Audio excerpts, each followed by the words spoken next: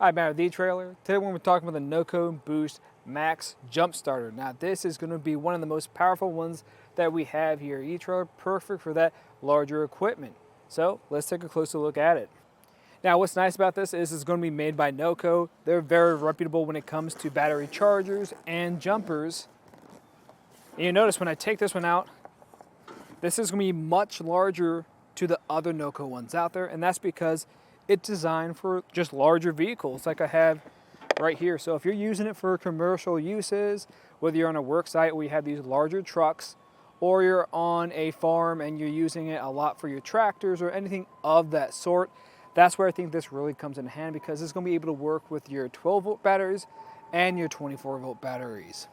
But before I get into all the nice details about this, I want to actually show using it, because it is fairly nice, and we can talk about how it actually feels. So on here, you are going to have this front pouch. This opens up. If you want to keep it in the case, you don't have to. For right now, I will. And this will let you turn it on. Just press of a button, let you know how charged it is. Right now, I got that green. That green lets me know it's fully charged up. I can change from a 12-volt battery, turn that knob to 24 volts. I will say it is pretty sturdy, so you got to put a little bit of pressure behind it to change it. And I like that. That makes me know it's going to last a long time. But now that I know this is on the right settings, what I can do from here is grab my cables. If you have an additional bag for that, I have to keep mine up top since there's a little more room for them. And when I've had these alligator clamps in my hands, these feel super sturdy. You can tell the thickness of that cable there is something that's going to be very resilient. And it has a lot of flex to it too, so if you've got to get into some weird spots, you'll be fine. They are a little bit on the shorter end, being 2 feet, but in some cases, like right now, we'll kind of have a battery spot that's lower to the ground. We should be fine here. I can just undo the side, pull that pocket down, and you can see these ports we have. You just move those caps out of the way, connect to my colors to the right one, so ground to the black one, and red to our power. Turn it, lock it into place, and we'll do the same thing for our power. So the cables were a little bit shy when I did try to connect it, so I just lifted it up here to our steps. Most cases, you're going to have some on your vehicle. And we're connected now. So when we have this connected, these clamps are going to have quite a bit of a squeeze to them. They're going to be very stiff, which is nice because that lets us know they're going to get a better hold on here, less likely of falling off. And when I've connected this before, I'll just tilt this over some so I can see it a little bit better. You're going to get a little bit of a timer. It's going to start at 60 and it's going to count down. Once it's done counting down, then it is going to give you the voltage that you're currently getting from your battery. And that's pretty much it. It's very simple to use. The biggest thing you just need to keep in mind of is what type of battery you're connecting to. So make sure you find that out first. And then you change this either from 12 to 24 volts. So let's take a closer look at some of the other features of this. Now it's also going to work as a power bank since it is holding up all that power in here currently. And you're going to notice we have a couple ports here. So with these ports, I'll just start from one side, go over. We're going to have our in, so we can charge this up fairly easy just from the wall. And then we're going to have our 12 out. So if you have any smaller accessories, you'll be able to charge those as well. Now I did want to talk about the cables with this a little bit more in detail, since you're going to get a lot of them. And really the main one that you're going to be using is going to be this one here with the block on it. This is what you're connect directly to your out, or your in I mean. And then from there, you have a number of different types of cables. So this is going to be the one that's going to be pretty standard in the US. It's just going to be that standard wall outlet. Now these other ones, these are going to be ones that are compatible with different types of outlets. These are going to be ones you'll typically see out of the country, whether in Europe or some other part of the world, along with this one as well. So that's nice that you do have options just in case you do a little bit of exploring down the road. And then we're going to have this other adapter. This is going to be the one where you're going to be connecting to if you need to charge anything up. And to make that process a bit easier, we are going to get this adapter here. The way this works, you got two ends of it. So if you want to charge up anything that uses that type of cigarette lighter, then you'll be able to charge it up just like that.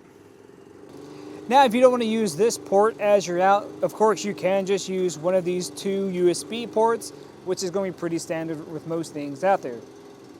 Now, if we go up to the top, next to where it shows our charge, we're going to have these symbols here. And this one right here, where my finger is next to, if that pops up blue, it's going to let you know you're in too cold of an environment. This one pops up red, then that's going to let you know you're in too hot of an environment.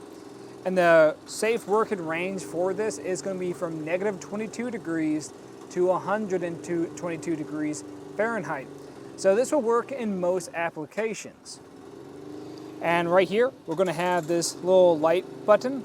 So when I press this, I'll rotate this some so you can see better. Both of these LED lights are going to turn on. We just close up these ports here so nothing dirty gets in there.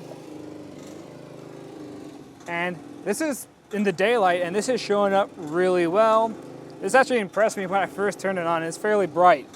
If I press it again, it'll turn off. And if I press it right after each other, then it's going to have different settings. So as it gets dimmer, we will have a couple strobe options. So you can really kind of play with the buttons on here to get the right type of setting for your unique scenario. And of course, we're going to get this pretty fancy case. This feels really nice, and it offers a lot of storage. Now, typically, if I was going to be using this, I'd probably only put a couple of these cables in here. I wouldn't need all of these ones because I know I'm not going out of the country, but if you are, you could probably stuff those in there too. It's just going to be a little bit tight. If you wanted to save room a little bit more, you probably could put them in this top pocket up top, but that's where our cables here are going to go. And since they are flexible enough, they fit in here fairly nicely. Again, you are going to have that bag that comes with this kit, but if you don't want to mess with that each time, this works just as well. And once that's all packed up, we just zip it up and then can throw the charger inside of here. That's going to be pretty top heavy if you just have the cables in there, so keep that in mind. And this goes in there fairly easy. It does have a side-specific orientation. That's because when you want to operate it with it in the bag, we'll be able to adjust any of these settings by lifting up on this flap. And like you saw earlier, we're going to have this side flap, so if we want to get our cables out of here or use the light on the side of here, we'll be able to do that. And something else I did want to talk about is that you'll notice here is going to say that this is going to be for at most 6,250 amps. And when we compare that to other jump starters out there, this is really high, and that's why it's great not only for your 12-volt batteries, but your 24-volt batteries, especially when we get to those diesel engines out there. So if you have anything like I said earlier, a tractor, a larger piece of equipment like we have here, or even a motorhome, that's where this is really going to come in hand. So overall, I think this is actually pretty great because you get a lot of power in this smaller type of jumper. And the fact that you do get the case makes it a little bit easier to move around and store in your vehicle. And the fact that it is very versatile with all those ports and the pretty strong LED lights on it is just another win for it. But I'll be honest with you, I don't think it's for everyone out there. I think this is for someone who's using it for more commercial uses. We have those larger vehicles that you do need to charge up every once in a while. Now, if you're someone with a smaller vehicle, or maybe you only have a 12-volt battery, in most cases, you're going to be better off getting a smaller jump starter. And NOCO has a couple other ones, so I'd recommend checking out some of those and finding one that actually meets your needs or the size of your vehicle.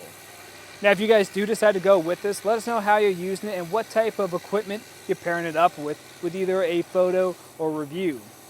Now, if you guys have any other questions, let us know here at eTrailer. And again, I'm Matt, and thanks for watching.